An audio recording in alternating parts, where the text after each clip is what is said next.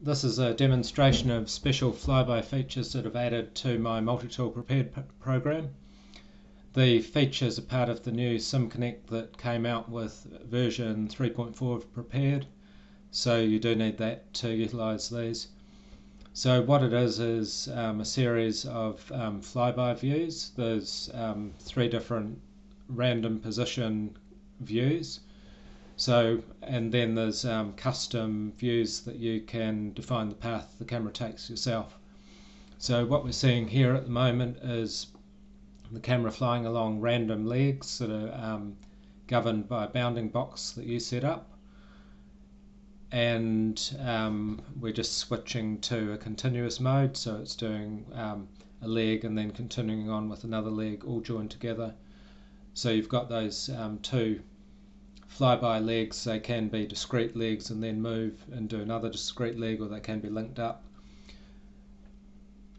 So in the program you define the bounding box which random points are picked from, and the camera will transition along between 2 random points and then select another random point and move on. So you can see the movement is nice and smooth. It's using the new smooth camera SimConnect function.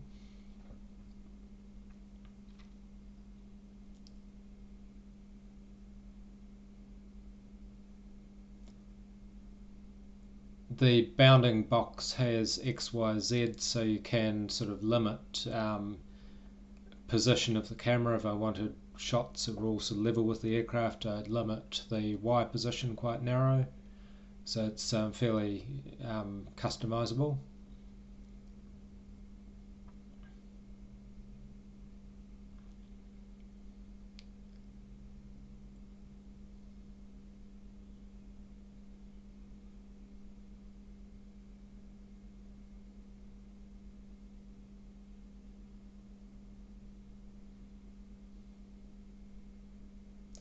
The speed of the camera is also something you can adjust.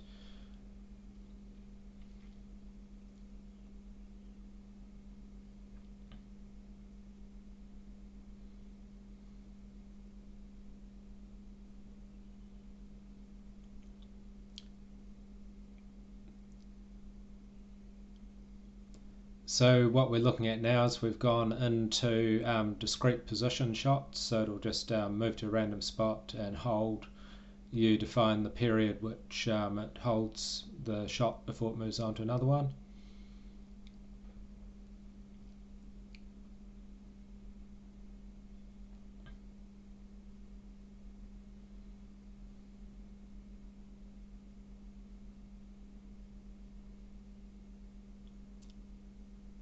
And now we'll have a look at the user-defined flyby views. So what you do is you define a series of XYZ pitch, bank and heading. There's 2 cameras that are used. There's one which tracks the aircraft all the time. So that's the one we're looking at the moment. It's swiveling around to keep the aircraft at the centre. And there's also a fixed camera which you lock it on a heading and it'll stay at that heading. So we're using the fixed camera for this particular leg, so it's staying locked at around about 180 degrees and the moving past the aircraft. So your custom flybys are basically a series of XYZ coordinates and which camera you want to use, the speed of the leg, etc. So we'll just watch this for a little bit more.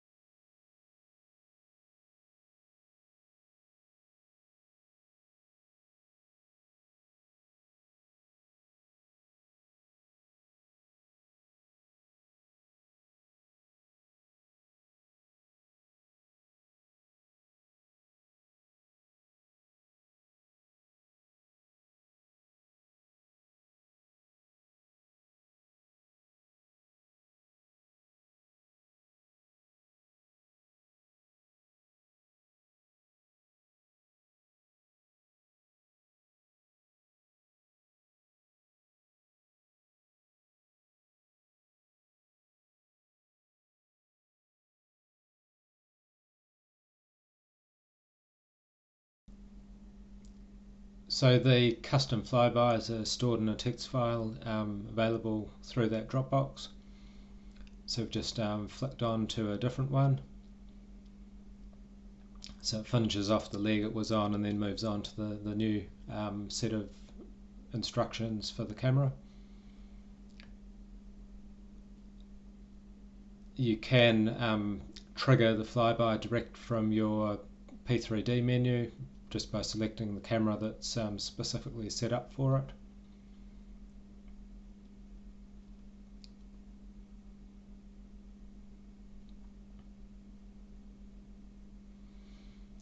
The flybys will work for any aircraft, but obviously if you set a flyby in close to a small aircraft model, then move to a big aircraft, then it's probably going to collide with the aircraft model. So it's better using big setups on small aircraft than the other way around.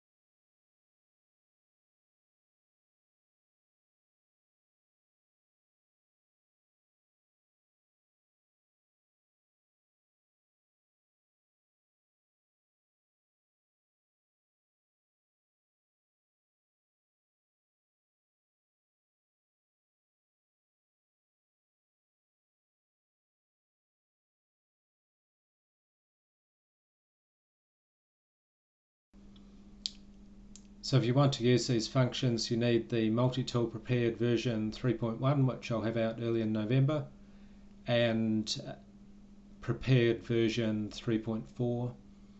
The point views will work in earlier versions of prepared, but the smooth camera functions 3.4 and later are required. What we're going to look at here is the example that I put into the manual of a custom flyby and how it's generated. So this picture in the bottom left hand corner, this is what the path we're going to take with the flyby. So we're going to start in front of the aircraft, 60 meters in front. We're going to run a leg out to the right hand wing of the aircraft, 30 meters off the right hand wing.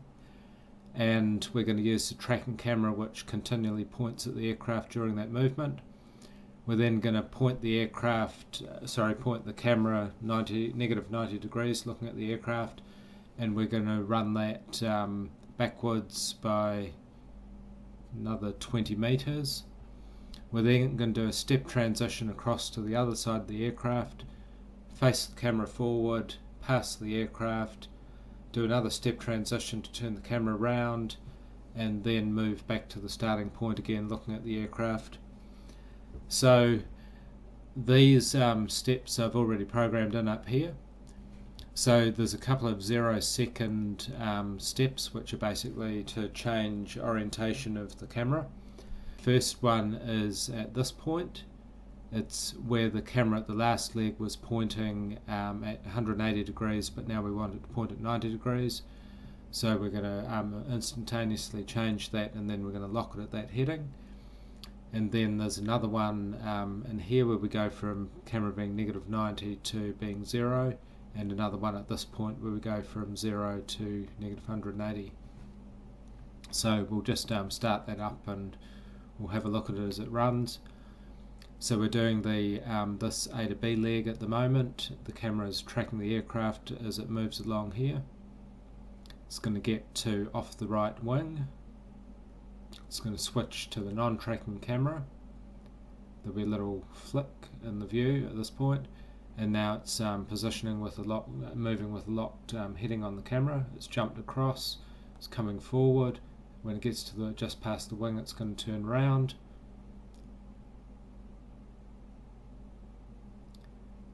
It's going to carry on back to the starting point. It'll switch back to the camera, the tracking camera, which is always looking at the aircraft.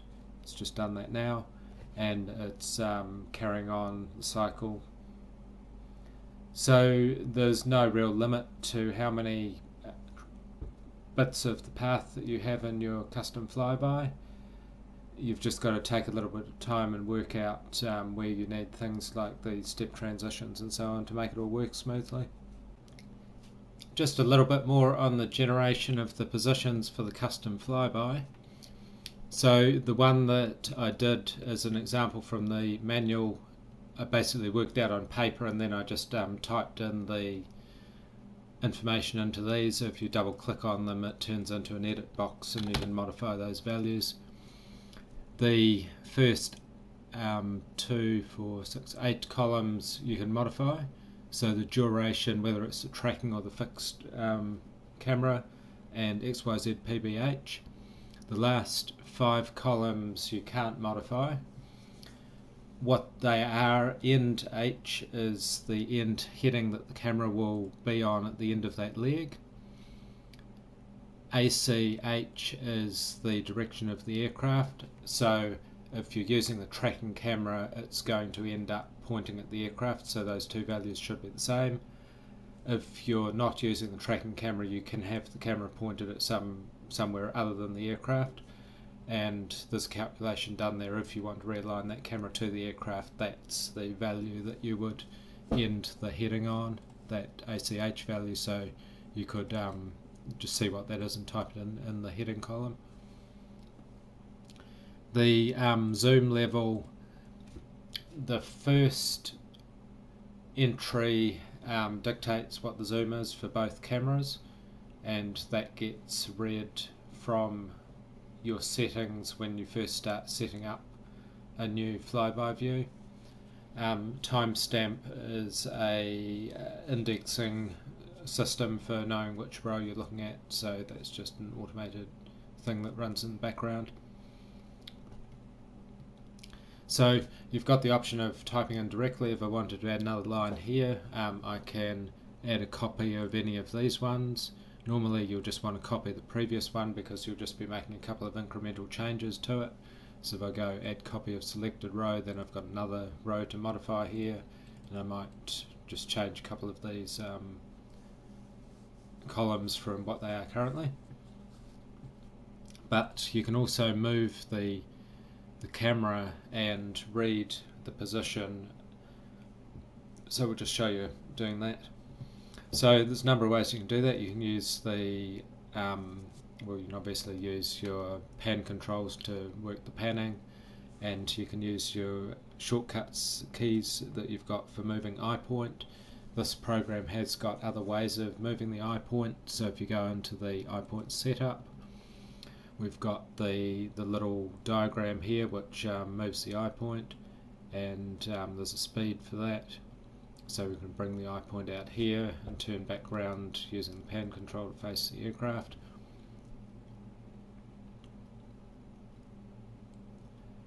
And before doing that, actually we should have gone into the, so I'm still in the virtual cockpit view here, we should have activated this one. So that's a proper exterior view. So once you've positioned the camera where you want it and with the heading that you wanted, etc., you can copy to new flyby row, and that will take that information and put that into the list that we were looking at here. So that last row there is the position that we've got the camera at the moment.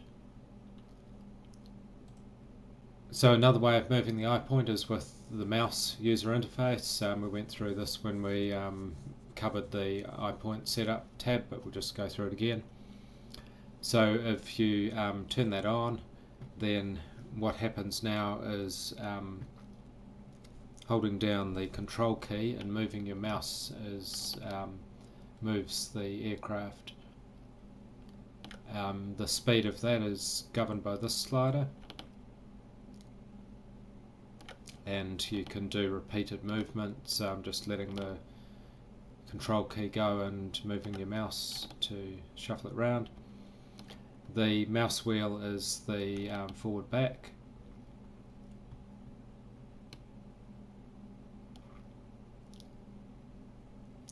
So this works very much like when you hold down space and you move your mouse, you get the mouse pan.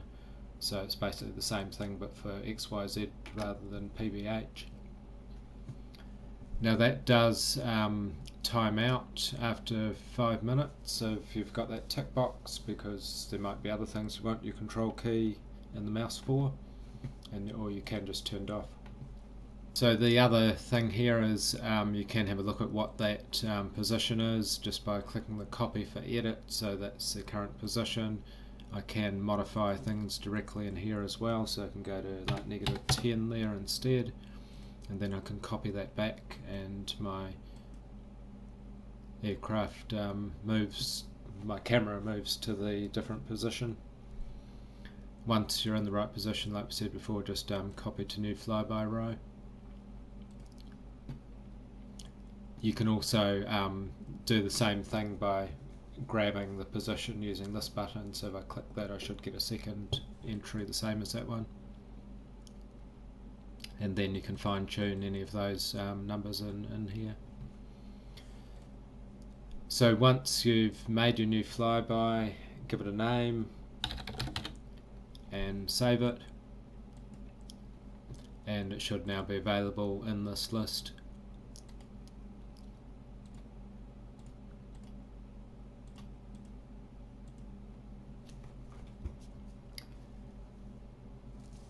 The two orange buttons here, they'll switch between the two cameras. So the locked camera that I'm on at the moment, I've got full control of that. I can pan away from the aircraft. I don't have to be looking at the aircraft. Tracking camera, it is always looking at the aircraft. If I pan, I'll rotate around the aircraft just like a spot view.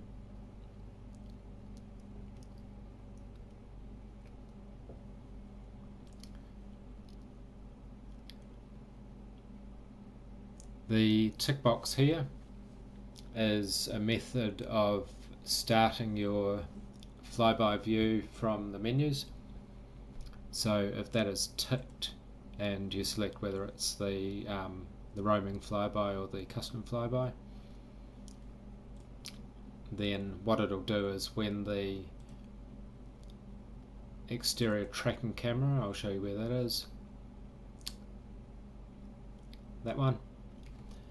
If you select that from the menu, it'll automatically activate that flyby view. So you can start so 3 ways of starting the flyby view is using that feature. Second way is going into here and starting it from here. So it's running this one at the moment, the random one. And the third way is through this menu, that one. So we can turn it off here.